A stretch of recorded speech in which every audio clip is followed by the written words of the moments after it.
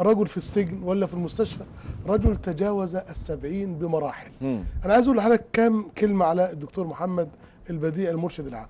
انا التقيت احد المحامين الذين يترافعون عنه، قال لي الدكتور بديع هو المعتقل الوحيد الذي لا يجلس في السجن. قلت له امال هو فين؟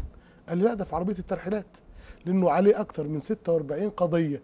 فالنهارده منظور في نيابه مصر الجديده، وبكره في مدينه نصر، وبعده في باب الخلق. قال لي فهذا الرجل يوميا في عربيه الترحيلات.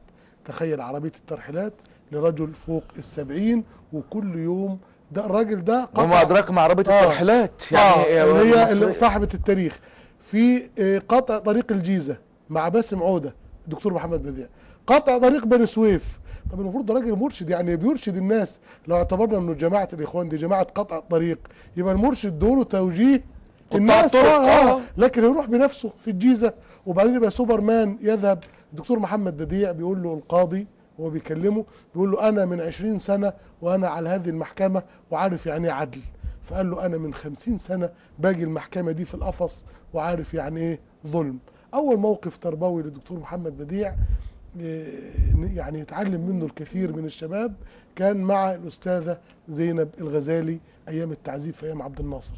تروي في مذكراتها تقول إمعانا في الإهانة جابوا مجموعة من الشباب المعتقلين، وأيام الدكتور بديع كان تجاوز ال20 بقليل، وأمروهم أن يسبوها سبا قبيحا.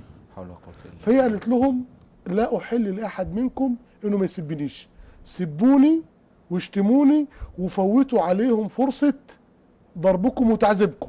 وأقسمت عليهم، قالت كل الشباب بروا قسمي وتقبلوا أن يسبوني بألسنتهم وقلوبهم غضبة، إلا شاب واحد رفض، قال أنا هتجلد وما سبش الأستاذة زينب.